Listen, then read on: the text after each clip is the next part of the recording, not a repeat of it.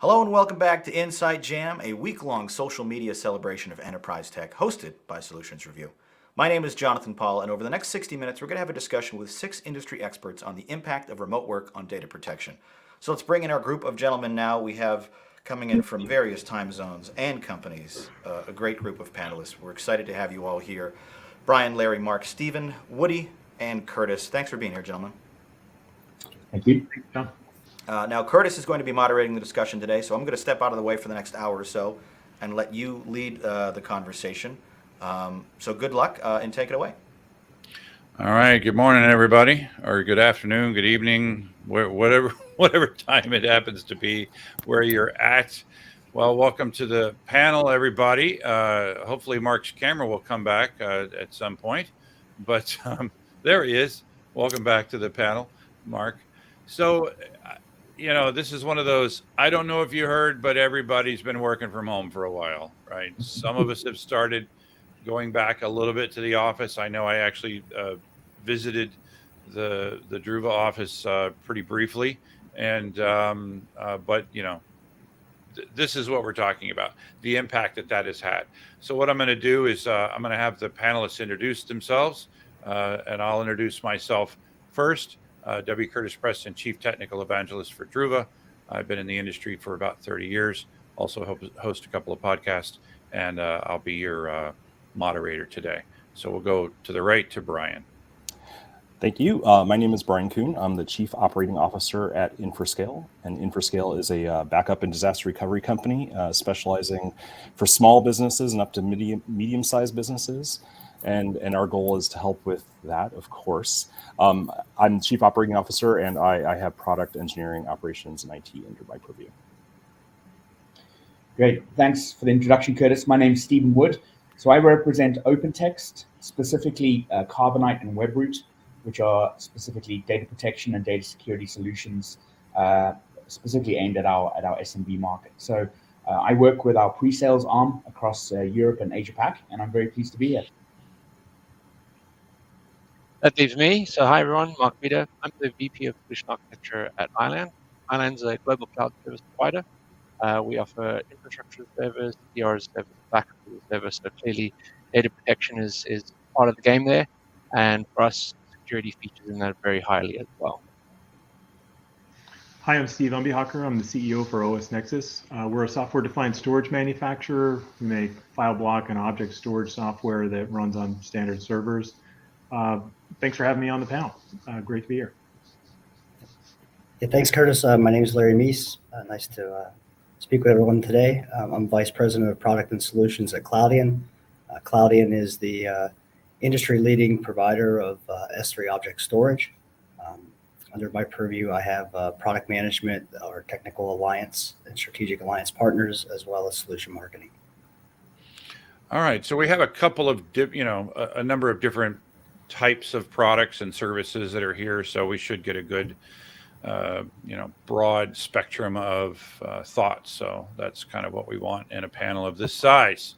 The only problem is, getting some of us to stop talking. So we'll see how that goes. So the first question is, when you think about the fact that suddenly everybody started working remote, what do you think, what challenges in data protection arose? And I'll throw out a quick one.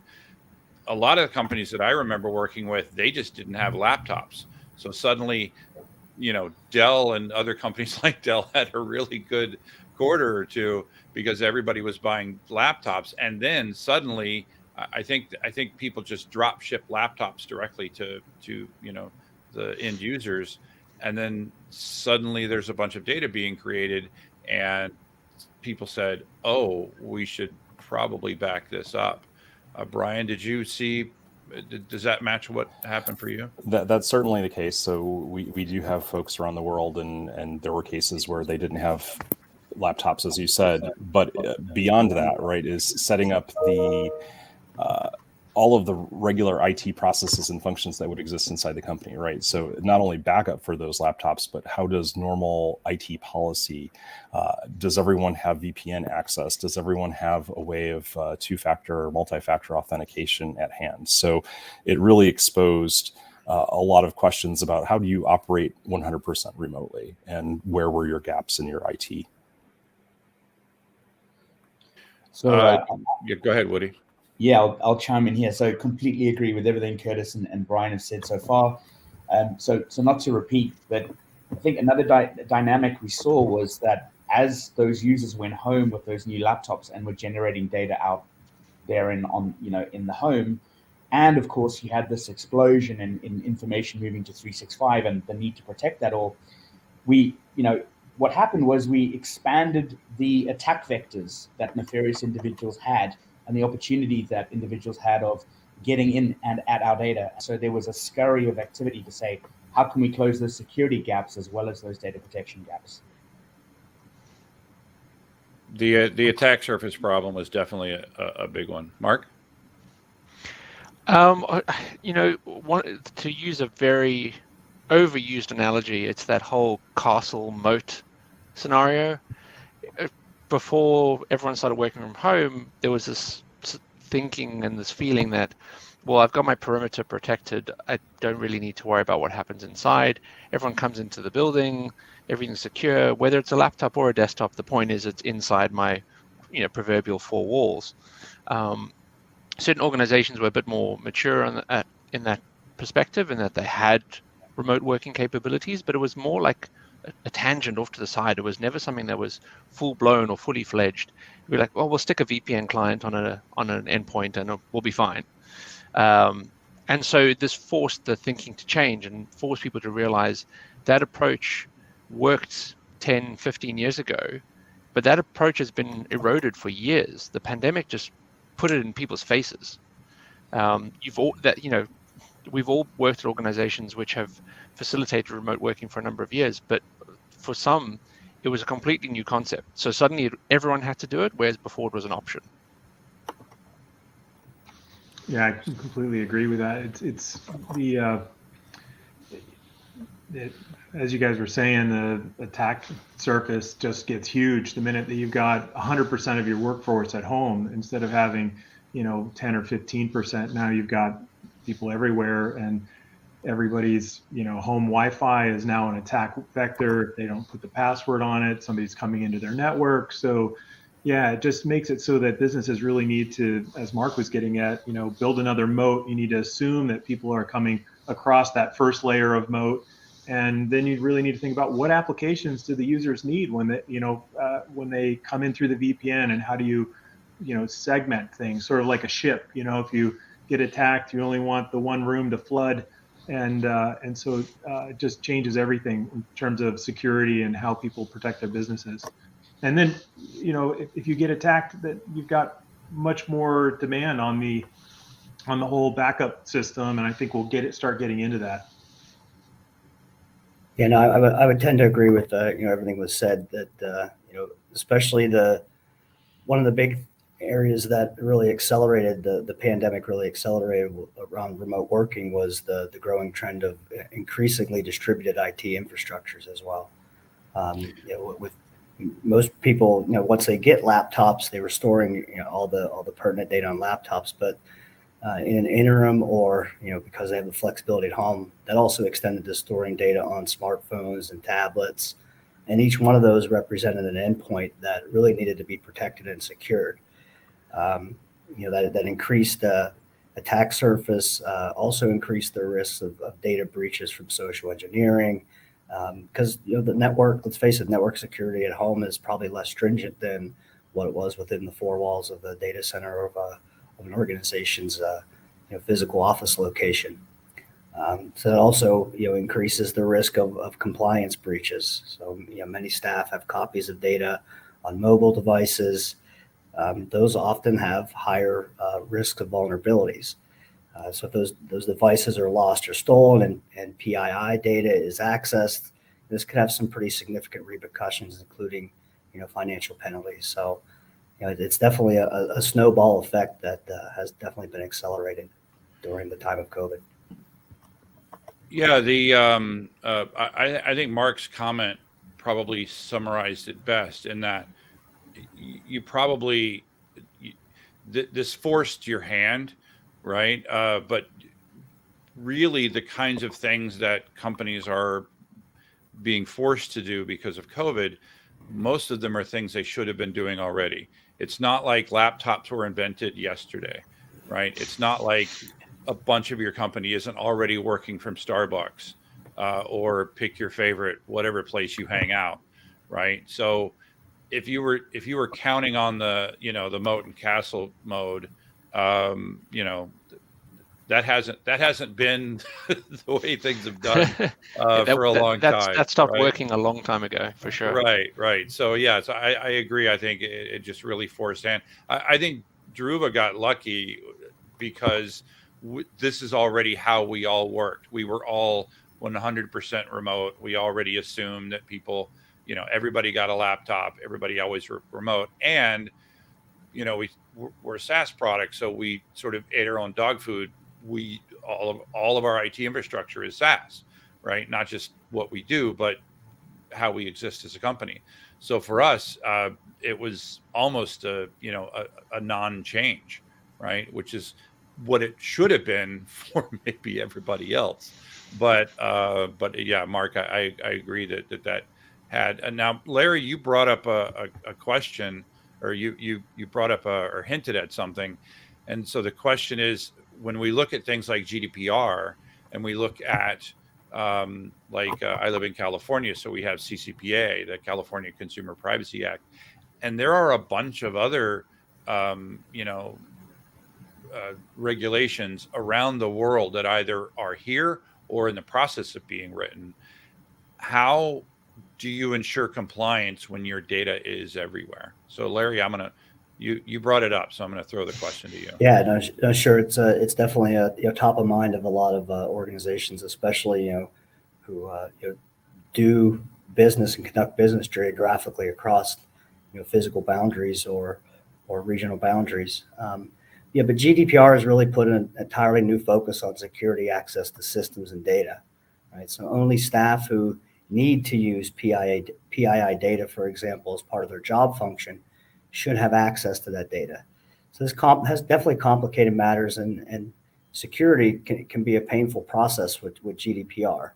The GDPR compliance requires greater visibility and control into what actual data is being stored on different devices, where that data is located, how it's protected. And the challenges businesses must remember is that endpoint devices don't actually, in some cases, belong to them. Employees working remotely, especially, will often use their own smartphones or tablets, presenting those additional security and compliance complexities. As businesses, they just don't know what they don't know. They may not have visibility into what data is actually stored on them. Add to this fact that cloud-based file sharing services, which employees are accessing from a wider range of locations, are often outside of IT control. And the scale of the regulatory and compliance concerns facing businesses become a lot clearer. It is a big challenge. Probably the biggest thing to keep in mind with GDPR is to build data protection by design, build that in by default, which means that both system failure protection and secure access to the data. It's full, it's more comprehensive. But GDPR is primarily focused on how PII data is managed and accessed. So the processes are more critical here than the actual technology may be. Agreed. What do you think, Woody? You're muted. That old chestnut. Did I fall for that trick? Okay, there we go. So yeah, completely agree. Building in data security and data access, into the products and the solutions is exactly the way to go. But I think something that is often quite, overlooked quite frequently is the end user. So the end user themselves is the human firewall, as it were, and they're the first ones to notice when things are out of alignment. So I like to use the analogy. We all feel a little bit uncomfortable when we're riding on a train and there's a bag that's left in a corner that's unattended, or a suitcase in an airport that doesn't seem to have an owner. And I think if we can instill that kind of attitude in our users to pick up on things that look out of place, we can head off a lot of those issues that may evolve into either compliance or security or data loss kinds of threats. So that human firewall and that training of that human firewall, I think, is something that is a relatively easy gap to close, but it's often overlooked in favor of technology. So I don't want to call on you just because of your accent, Mark, but I'm just thinking that maybe you might know something about GDPR. Just a little bit. So, Woody's point around the human element of security is huge, and I'm a firm believer that that's the most often overlooked element of security and data. But the point I want to make in addition to that is when we talk about data and we're talking about the impact of remote work on our lives and data security and protection, one of the things that is often not factored in is technology allows us to control where data is stored. So sure, we've given everybody a laptop, or we allow them to access things through a tablet or a phone, but no one's saying we have to allow them to save data onto those devices, right? We've always been able to say, you cannot save here, you can only save there. So, I guess what I'm trying to get at is people sometimes forget the basics, right? Access can be ubiquitous, but doesn't mean storage is ubiquitous. We can force data into specific areas which we A, know is secured, B, we can protect. When I say protect, we've secured it, so now we can then back it up as well. So we've got that data protection. And then lastly, modern tools and a lot of technology allow us to actually classify that data. It's got to be in the right system where those tools can overlay and do that classification. And this is the GDPR point I was trying to get at, so a long way around there. But, you take something like 365. 365 has built-in data classification capabilities.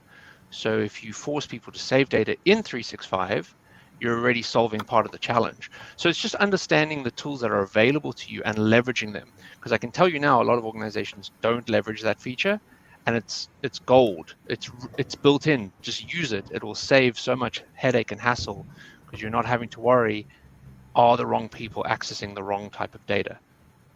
So. How about you, Brian? What do you think? And there you go. Yeah, there's all of these are really great points, right?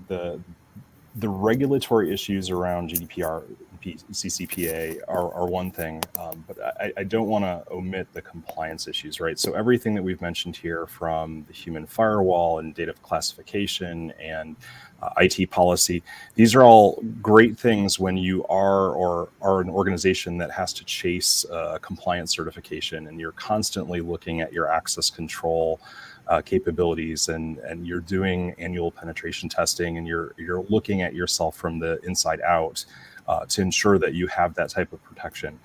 I want to step back though, because that's a bigger company problem that they tend to solve, right? So chasing a compliance certification or having those resources at the fingertips are not always true, right? So if we think of small, medium, or really small businesses, cannot underestimate, right, what Woody was talking about is the human factor of just having really good education around what is the first sign of not good, of something that is amiss. Is it a phishing email? Is it something else? And having, in this case where you, again, can't afford these things, or your own IT organization, is having a good partner, an MSP or someone else like that, to actually help you do that and isolate it and say, hey, I have this great add-on for your 365 to do this classification, or I have this backup product for you. These are additional means to wrap where you can't be or aren't by definition focused on those compliance and other issues, or you don't even have the wherewithal to understand that, coming back to our top question about more people working from home. Yeah, one of the biggest things with GDPR is not just that, that the right people have access to the right information and that the wrong people don't have access to that. There's also the backup equivalent, or the backup component to it. And that's why I struggle with 365 customers and other customers of products like them, where they think that backup is already included as part of the solution. That's probably the number one thing I find myself battling is, I just say, look at the service agreement, please find the word backup, or restore or recovery or anything that looks like that anywhere in the service agreement that you signed, and I'll shut up. But no one's ever been able to find it. So you know, I win. But Well, it's why some of us are in business and the products Yeah. we sell. Yeah. Exactly. So, Steve, I'm going to actually go with you with the next question. I'm going to actually look into the future. How do you think? I 100% agree with Mark. This forced us to work from home, but we already mostly have all been working from home / Starbucks / Denny's, whatever, right? Whatever your local pub. Um, how do you think this is going to impact things as we move forward into the future? I think it's just going to make things more secure. I think it just makes organizations more aware of the level that they need to take their security and compliance work at. At OS Nexus, we make software-defined storage. So what we first looked at years ago when the GDPR compliance stuff came in is how do we just eliminate all the personally identifiable information? So I think that's another thing that organizations should be doing is how do they scrub logs and things like that before they even come in so that you don't really have to worry as much about the data that you're holding. So you can't always do that, but where you can just sort of just eliminate attack vectors is a great idea. So I totally lost my train of thought. so I'll just admit that and go to Brian. Brian, you're next. Oh, Larry, did you have something first? Oh, did Larry have something? Yeah, I was just going to say. I mean, we're about 20 minutes in, and I don't think anyone's talked about ransomware yet. I think that's. Oh. Yeah. So Kaboom. Yeah, I think. It's a 4-letter word. You can't say that. Exactly, but it is a sign of the times, and it's something that must be addressed. I mean, it's a news cycle almost nightly. Pick your favorite channel that you consume your news from. But I think this is going to remain a primary data protection threat. Even if it's we do get back to the office and get to some sort of a normal, but we're going to be living in this distributed type of workforce environment for the foreseeable future. And these ransomware attacks are becoming increasingly more sophisticated, more intelligent, more aggressive. From a protection perspective, snapshots, yeah, they can help, but typically they reside on the same file system or the same block array or within the same object store that the primary data lives in. And from a file system perspective, these ransomwares, these attacks target those file systems. So inherently backup data that's stored on these disks are at risk for the same reasons. The backups are also targeted.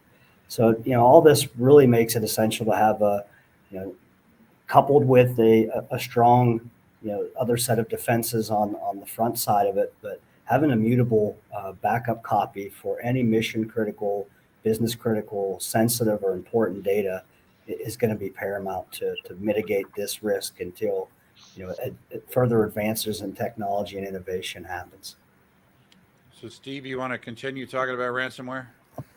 Yeah, I think what Larry's getting at is some of the features of object storage that have become just hugely popular in the last couple of years. The write once, read many, the immutability of S3 object storage, like the Have It Cloudian and OS Nexus. You just constantly dealing with customers that have to meet these compliance rules, and it's the perfect time to be, getting the data protected at that level. The minute that you make the data immutable, now they can't go in and modify that data and start encrypting your files. If they go and make changes, you still have the previous version of it. So it's these features of object storage, I think, are a big direction backup is going these days to make sure that when in the event that you do have a ransomware attack, that you've got a whole layer of protection there. What do you think, Mark? So it is everywhere. I completely agree with Larry and Steve's point around it becoming a more common approach. 100%.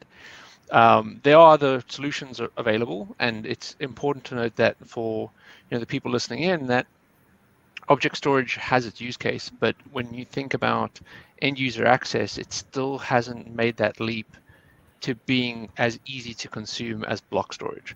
So for those that aren't really sure what I'm talking about, if you think about like a file server and you browse a folder and away you go, that is typically block storage. Object storage is making that transition, and there's tools which allow you to use object storage in that way, but there's still some way to go before your Windows desktop can see that object storage natively in the same manner. So there are use cases where that object is going to give you protection against ransomware, and it was mentioned by Larry that in terms of that backup use case, and Steve alluded to that as well. But one of the things we need to think about with ransomware is what else can we do to protect ourselves? What other layers can we add in? Because there is no silver bullet. And that's probably one of the things that most people need to keep in mind. I can't just go buy a solution and I'll be protected from ransomware. We've covered it already that the human element is such a big piece of security. So you need to factor in all these things. It's people, it's process, it's education, it's technology. And I've got to keep evolving these things to stay ahead of the threats. Because if I just do a bunch of work call it a concerted project for 3, 6, 9 months, and then forget about it, you're just going to go back to square one.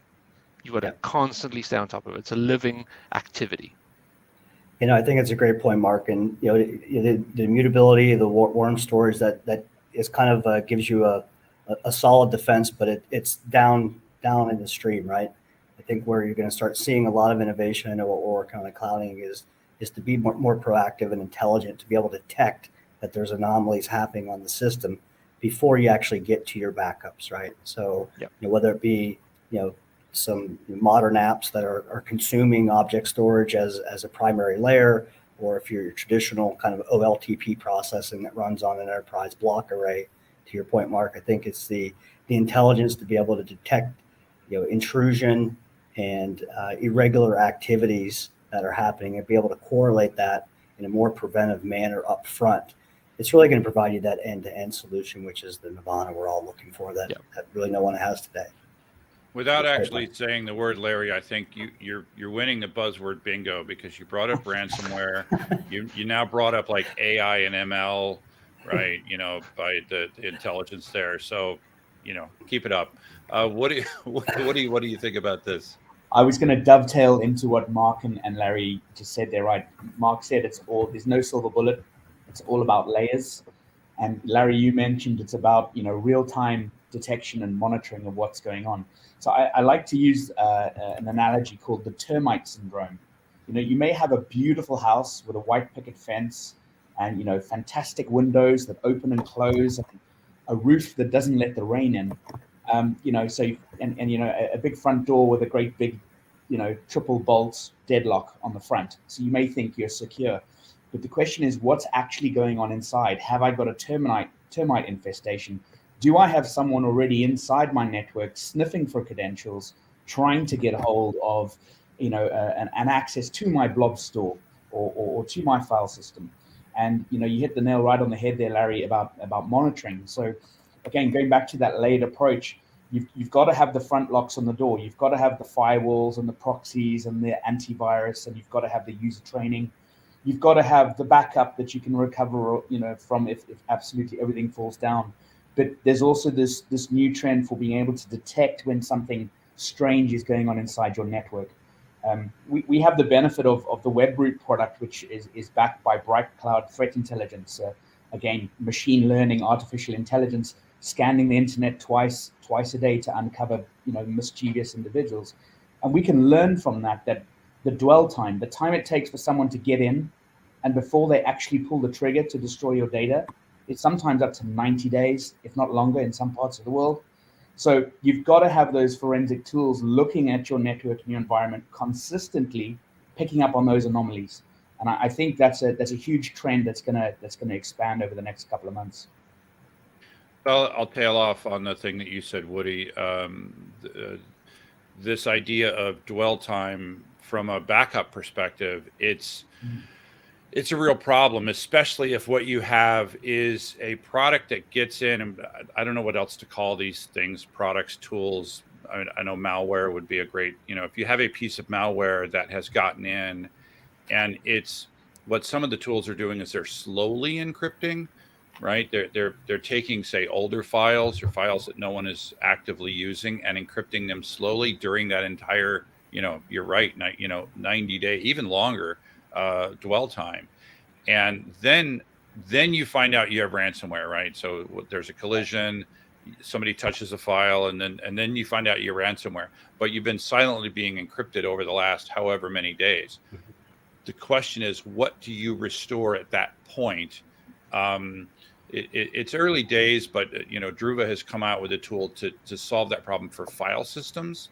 That specifically, what you could do is, let's say you get an infection on December 1st, and then on December 20th, you find out that you have ransomware, and you've been getting encrypted along there. What we're able to do is to say, restore at November 30th, and then restore the last good version of every file since that point up to the current date. And by the way, also scan the data to make sure you're not restoring the malware itself. You gotta fumigate those termites first. Yeah, absolutely right. But it's early days, but I think we're all going to have to do those kinds of things. We have to specifically target and tailor how we do restores to deal with ransomware. Brian, what do you think about this problem? Yeah, so in agreement with all of this here, I want to take your last point and bring it back to the question that spawned all of this, which was the future, right? And we're starting to look at the new products like what you just talked about at Druva, and you've got the mutability capabilities. But I think one of the things that we need to worry about too is, and I'm going to get Larry here because I'm going to use another buzzword that we haven't used yet, is IoT, right? So for the things that have not yet been invented, or the things that are just coming out now, that are sitting on employees' home Wi-Fi networks, that are going to be brought into the office, how far and how quickly will they go before IT policy catches up, before we have a solution to how to even detect a piece of ransomware or malware, before we get a curb on the people issue of how to educate them for the use of the new technology. Do you all, I'll ask a Curtis question here. Do you all have an idea on how you'd like to tackle something like that? Yeah, go ahead. Anybody want to throw out that answer? So the problem, basically, there is no moat, right? So people are working from home, and then once we start going back in the office, people are now used to using devices that maybe they didn't use before, and they're going to bring those devices back in the office. Anybody want to jump in on that? I just think this is kind of ripe for innovation. And, this is an area that, people are going to be exploring, out of necessity sooner rather than later. And it's probably ripe for some standards. I think, one of these things that you'll start seeing around ransomware, the mutability and worm, object lock became the standard, right, for object storage. Right. I think you're going to see that extend out. So it's, maybe the standards boards are playing a little catch up here, but I think you're going to see, a lot of people investing and innovating in this space. And, it's definitely a big problem that we need to solve collectively as an industry sooner rather than later. You ready for another buzzword? Someone else has got to get on the board. Go ahead. Zero trust. So bingo. Is this what zero trust is all about? What do you think, Mark? Because it's literally everywhere. Like every piece of marketing literature that I see now, they mention that there's zero trust. What does that actually mean? And is this a part of the future? I think it has to be. But for me, quite simply, zero trust is denied by default. So by default, you do not get access to that. And if you kind of think of it in that sense, it's just a security best practice that's had a new term applied to it. Validate who is accessing the data or the system or the application or whatever you want to call it, and why. And if the why and the who can't be satisfied, the answer is no. So to me, that's zero trust. And it has to be the standard because we no longer can guarantee the point of entry. We can't guarantee where people are coming in from, what they're accessing from. The only thing that we can validate time and time again is the individual and the service that is being accessed. Those are the two things we can always query and challenge. So let's challenge them every time. And unless the answer meets the criteria that we've stipulated, the answer is no. I 100% agree. I would add, and especially for backup providers, that there should be some aspects where even if the person has been verified, right, even via an MFA situation, that, and this is like the object lock.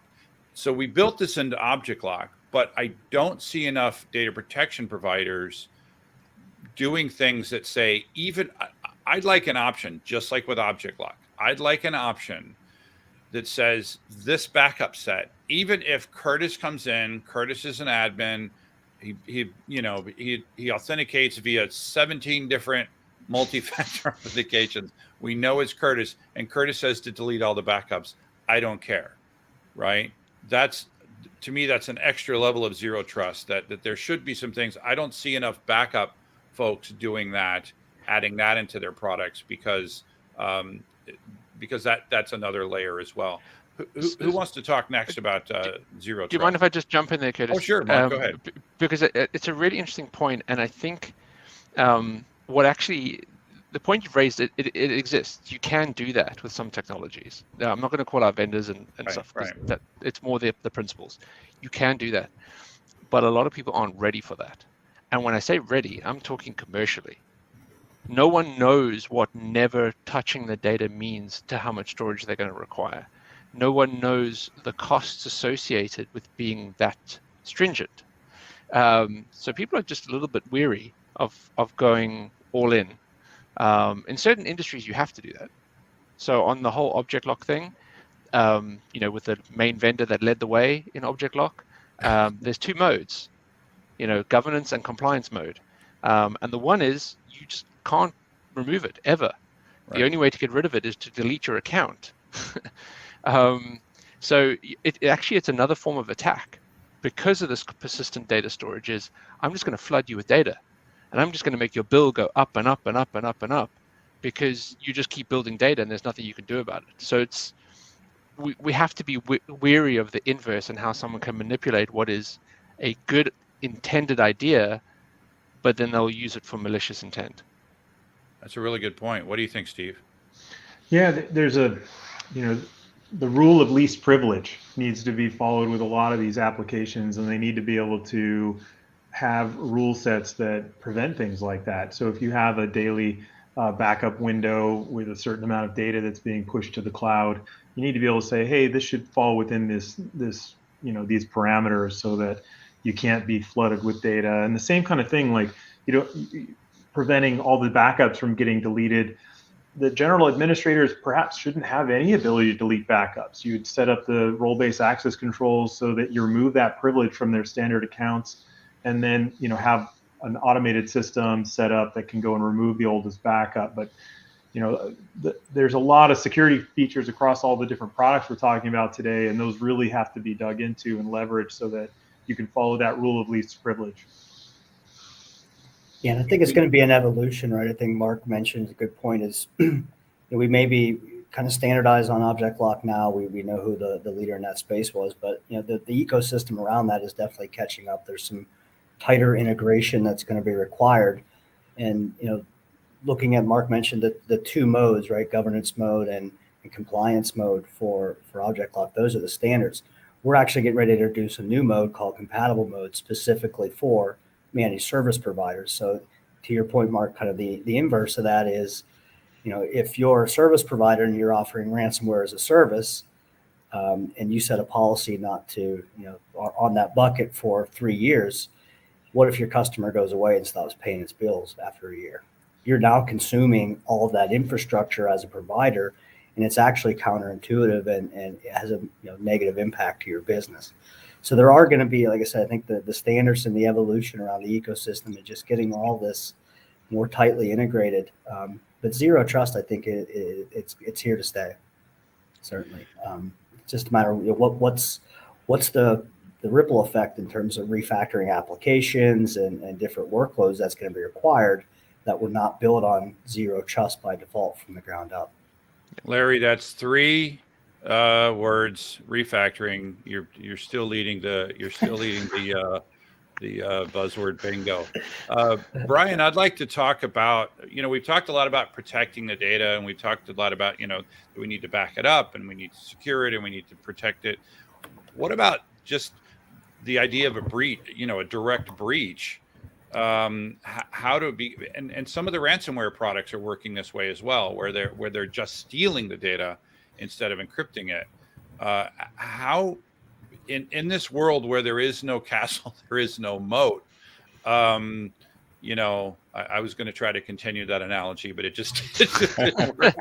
So all the knights have fallen asleep. The horses. No, there you go. There you have go. bolted out the stables. And you just have a guy saying it's just a flesh wound. The question is, how do we protect from a data breach in such an environment? Oh, how to protect or how to prepare? Again, I think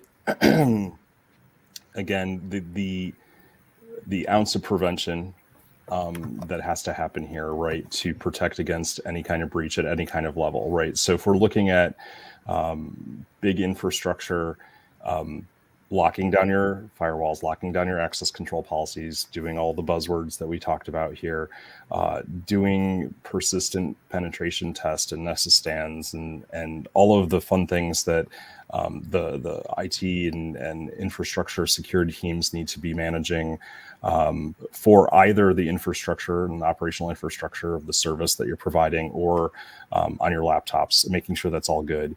I think your ounce of prevention of just having the technology in place, but just to come back to that point around process of, okay, a breach happened. Now what, right? What's the crisis management plan? Who is alerted when? Coming back to our compliance question, who has to be alerted and in what situations, in which cases? And having all of that lined up before it happens, right? Like, again, these are all things that have to be considered way in advance and be thought through by an organization, by their IT team, by their executive team, working with compliance and legal to have and ponder all of those situations, because a breach is rough, right, on whomever it is, and we see a couple of experiences from this year in terms of what was happened with those that have been impacted. So lots to prepare, lots to think about, and the best case there is truly to prepare and have the right help if you don't have it internally to work through those type of topics. All right, Woody, this is your shot. No, no shot to fire. I completely agree with Brian. I mean, you have to take the position of, it's not a question of if I get breached, it's a question of when I get breached. And then to Brian's point, what's my next move? And you have to think about it not only from a data perspective, but also from an application and an infrastructure and a people perspective as well. So if you think about it, this is the same as the disaster recovery plan or the high availability plan that large enterprise organizations used to, that consultants used to give or sell to large enterprises many years ago. So, it boils down to the fact, again, going back to the castle and moat situation. If you want to do business in a connected world, you have to remain connected. So let's just start from the worst possible scenario and work backwards, and then refine and test until you get yourself in a position that when something happens, you can point to a run book or instinctively what to do next. And it's that P word that Brian mentioned again. It's all about preparation.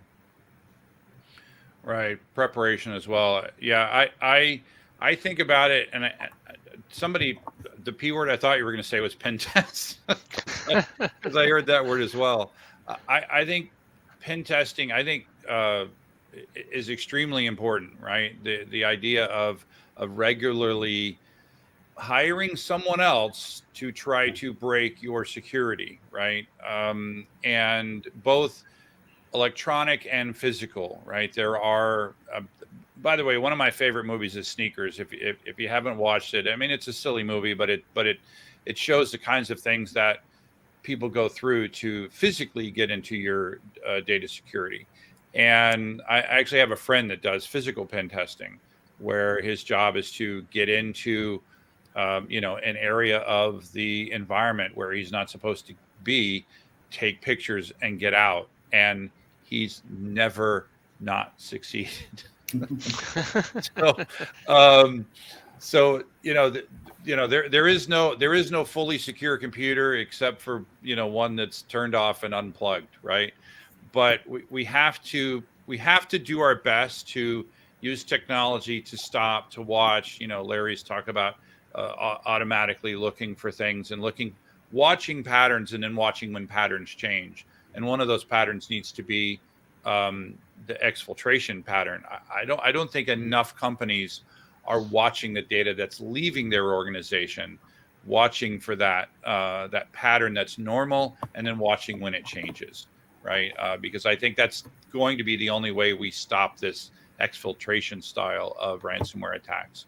So the best that a lot of us can do, I think, is we put the technology in place, but then we put out policies, right? The policies aren't always followed, but we put them out there.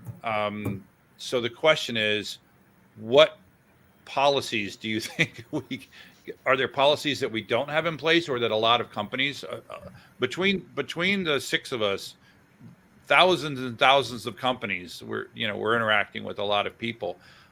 What really important policies have you seen not in place that you think should be in place? And then maybe a few that you've picked up that you're like, that was a really good idea and everybody else should do that. I'm going to start with Steve.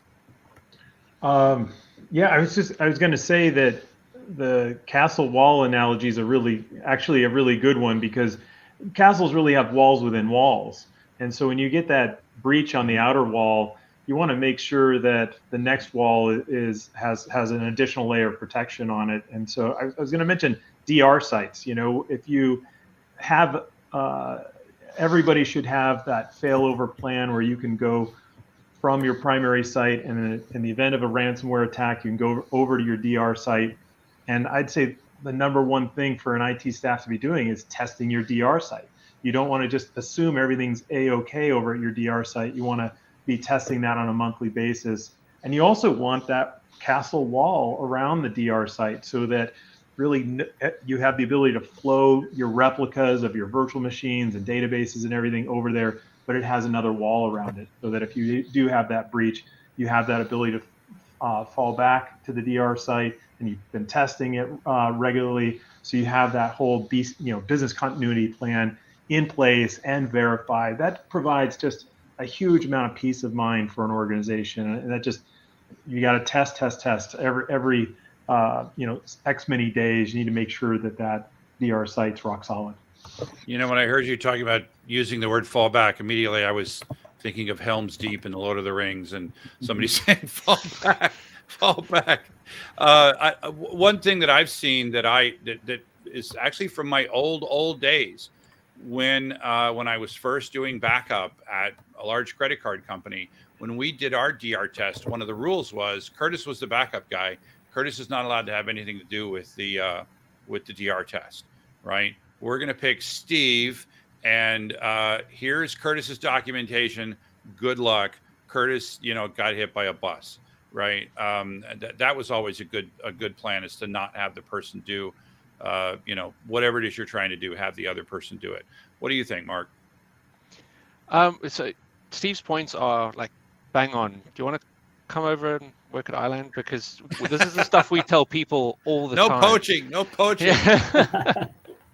But I mean, seriously, the testing is fundamental. If you think about any sort of disaster recovery or backup plan or data protection plan, they're there as insurance policies. And if you don't have confidence in them, then why do you have them in the first place? They're not going to alleviate some of the challenges you're facing. So the testing gives you confidence to know that it'll work. So I just can't stress enough and support what Steve has said. That is such a critical message. test, be confident, validate it, and you can only improve on it through testing. That's how you find the holes. And just on the DR piece and the security around the DR piece, DR is often an afterthought in a lot of organizations. They'll repurpose retired infrastructure. They'll just put a little bit into it so it's good enough. But when a disaster strikes, and we're talking specifically about security here, forget natural disasters. When something happens and you need to fail over, that's when you're at your most vulnerable. So that all the more reason the DR side needs to be secure, and you need to put time and effort into that to make it secure. But one of the things I wanted to touch on was just, and I've lost my train of thought here. There was a really good point I wanted to have, but I'm drawing a blank. But it was something you were saying, Curtis, around, help me out here. You were going on having someone else do the. Yes, a policy that I've seen, which would be really good, and I haven't seen implemented enough places. Thank you. In the banking sector in the UK, for example, every employee, every staff member has to take 2 weeks vacation, at least once in a calendar year. You have to. And the reason they do it is to make sure that that person's role is not dependent on the individual. Their function and what they do and what they're responsible isn't tied to that person. To your point, that if something happens to that person, there's also a whole counterfeit money laundering element to it as well, because if they're funneling money illegally and they disappear for 2 weeks, someone should be able to identify it. But I think the spirit of it is make sure nothing is a single point of failure. Things need to be documented, processes need to be clear, someone else needs to be able to pick it up. So for me, that would be something I would suggest, other organizations look to undertake. Yeah, in terms of policy, I can't fault anything that's been said. Just one thing that we cannot afford to overlook is just basic, good old IT hygiene. I cannot tell you the number of accounts that we have who've suffered a breach because they left an RDP port open, right? And RDP ports have been opened everywhere, because of work from home and the whole reason why we're having this discussion today. So you've got to absolutely have those plans. You've got to test them. But don't forget good old-fashioned IT hygiene. Yeah, RDP. If I could push a magic button and RDP was just turned off everywhere, that would be the magic. It is amazing that I would say I would take that, and then to that I would add. You talked about basic hygiene. The other is the number of exploits where you see that someone. Company A was exploited via an exploit that was fixed in a patch a year ago.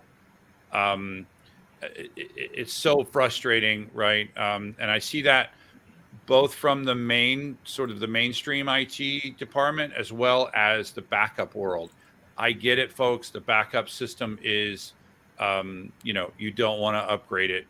But you really need to, if you're using a traditional on-prem backup system, you've got to upgrade it, right?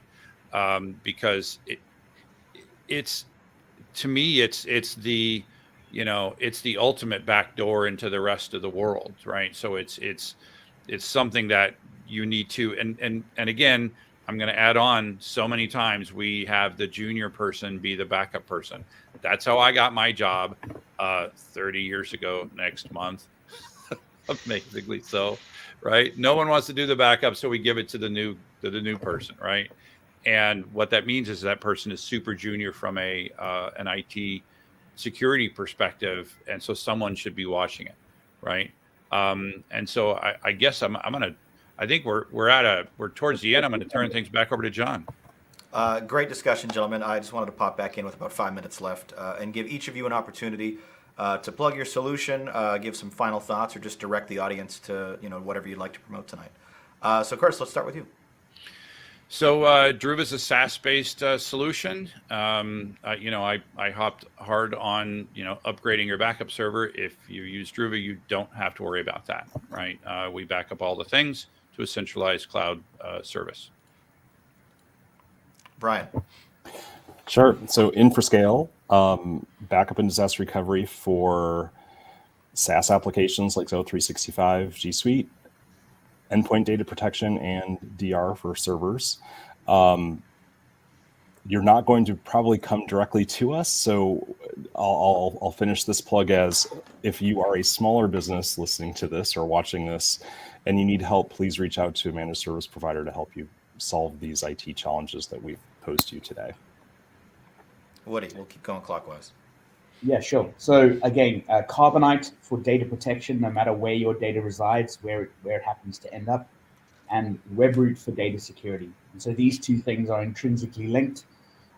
Making sure that you're covering both ends of that spectrum is going to give you the best chance of keeping your business and your data resilient. And again, very similar to Brian, we don't sell direct, but we have plenty of MSPs. If you're looking for assistance or help in that matter, we can point you in the right direction. All right, Mark. So at Island, we're a global cloud service provider, one of the largest VMware-powered cloud platforms out there, operating from North America, EMEA, and APAC, delivering infrastructure as a service. So this is your VM workloads running in the cloud, DR as a service, which is something we touched on today. So giving you that cloud-based second site to facilitate disaster recovery, and then backup as a service as well. So if any of those items are areas you want to explore in terms of cloud adoption, please do get in touch with us. At OS Nexus, we make software-defined storage, and we put a lot of work into security features to help address some of the challenges that we were speaking about today. Everything from remote replication, so you can implement a DR strategy, to things like long-term retention rules, so it's easy to recover data from weeks or quarters or a year or more ago.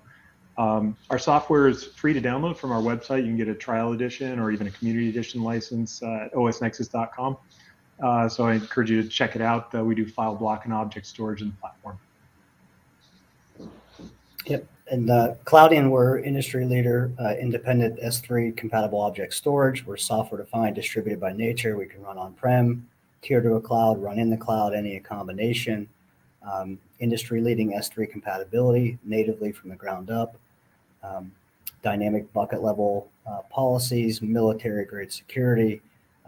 Really probably the industry leading implementation around object lock for on-prem. Oh, John, you're muted. You're muted, John. It happens to everybody. Thank you, gentlemen, again for your time, and the audience for your attention. If you came in late or missed any portion of this broadcast, you can rewatch the discussion at any time at youtube.com/solutionsreview. And of course, please stay tuned for all of our ongoing Insight Jam discussion this week across all of our social media channels, including our next roundtable discussion, which starts in an hour, on the evolution of ransomware. So if this topic was right up your alley, we have more for you in just 60 minutes. Again, gentlemen, thank you for your time. My name is Jonathan Paula. Thank you for watching, and have a great afternoon. Take care. John. Thank you. All right. Bye-bye.